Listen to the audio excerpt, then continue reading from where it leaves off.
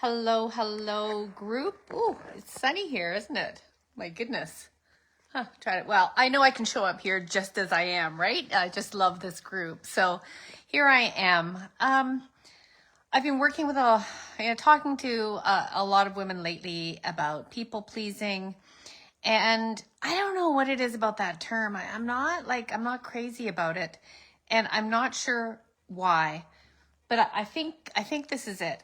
I think it's because we just write it off like running or like talking or eating, like it's something that we just do. And it's like a nasty habit. But I want to offer you today that it's a lot more than that. And it is not as simple as just going on a diet or something straightforward. I don't really encourage that either, but it's not like you just stop a habit.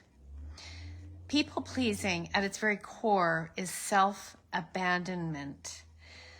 And, it comes out in behaviors like rescuing other people from their pain, worrying about other people all the time, continually anxious, like a low grade anxiety all of the time. Being hypervigilant, scanning people's faces. What does that mean? What is that tone of voice? What does that body movement mean?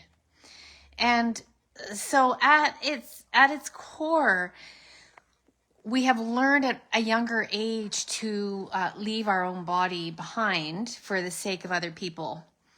And it might, you might say, well, just come on back and stop that thing. Well, when you start to come back, when you start to realize this, there's an energetic shift and you start to see your patterns. And so the freeze or the fawn response inside your body starts to melt. But here's the thing you need to know is that when it does, that stuff comes out the same way that it went in. And what I mean by that is you can feel very, very yucky for a few days because the shame involved, shame meaning me, myself, and I, as I am, are not good enough the way I am. I have to look after other people in order to feel worthy.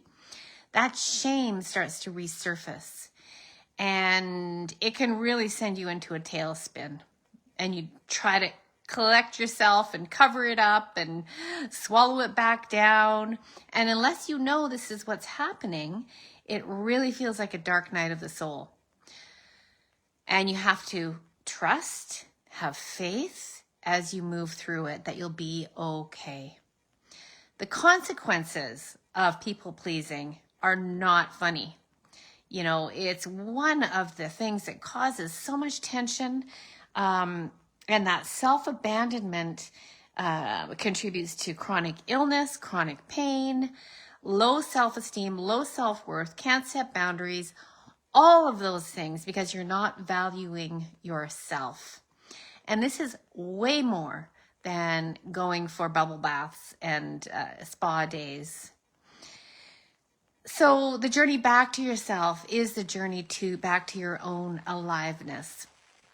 And a lot of women come to the point where it's not optional anymore. It's not something you just do on your days off. Look after yourself. It comes to a point where really the mantra is, I am no longer optional. I'm not an option. And what that means is, I'm not optional. I am important. I matter, and I have to matter now.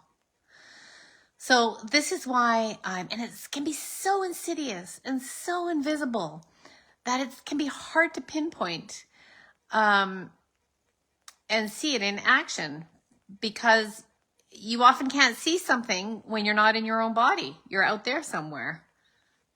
So it's crazy. It's crazy, and it's not. It's not. You came about it honestly, and your people pleaser has served you well. boy, she was smart to do that because she knew she was skilled enough to do that. But now it's time.